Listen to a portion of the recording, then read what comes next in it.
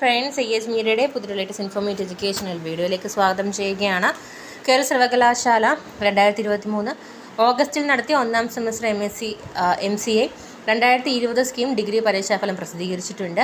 മാർച്ചിൽ നടത്തിയ ഒന്നാം semester BA honours degree programme in English language and literature regular 2022 admission degree പരീക്ഷാഫലം പ്രസിദ്ധീകരിച്ചു. പുനർമൂല്യനിർണ്ണയത്തിനും സൂക്ഷ്മ പരിശോധനയ്ക്ക് നിങ്ങൾക്ക് 2024 ഫെബ്രുവരി 17 വരെ അപ്ലൈ ചെയ്യാം. ഒക്ടോബറിൽ നടത്തിയ ഒന്നാം semester diploma in translation DTS പരീക്ഷാഫലം പ്രസിദ്ധീകരിച്ചിട്ടുണ്ട്. അതുപോലെ ഫെബ്രുവരി 20 ആരംഭിക്കുന്ന രണ്ടാം semester diploma in translation studies DTS പരീക്ഷയുടെ ടൈം ടേബിൾ സൈറ്റിൽ നിങ്ങൾക്ക് കാണാനായിട്ട് സാധിക്കുന്നതായിരിക്കും.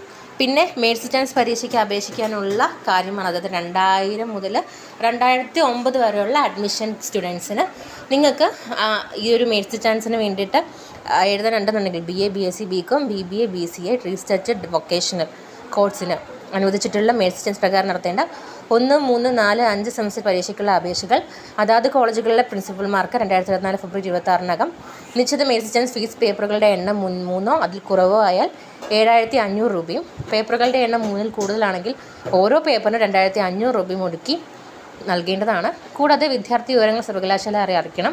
പരീക്ഷാ തീയതി സംബന്ധിച്ചുള്ള വിശദമായിട്ടുള്ള വിവരങ്ങൾ അതായത് കോളേജ് പ്രിൻസിപ്പളിൽ നിന്നും അറിയാവുന്നതാണ്. ഇനി നവംബറിൽ നടത്തിയ രണ്ടാം സെമസ്റ്റർ MA മ്യൂസിക് മൃദംഗം പരീക്ഷയുടെ പ്രാക്ടിക്കൽ 2024 ഫെബ്രുവരി 19 മുതൽ 22 വരെ രീതികൾ നടത്തുന്നതായിരിക്കും.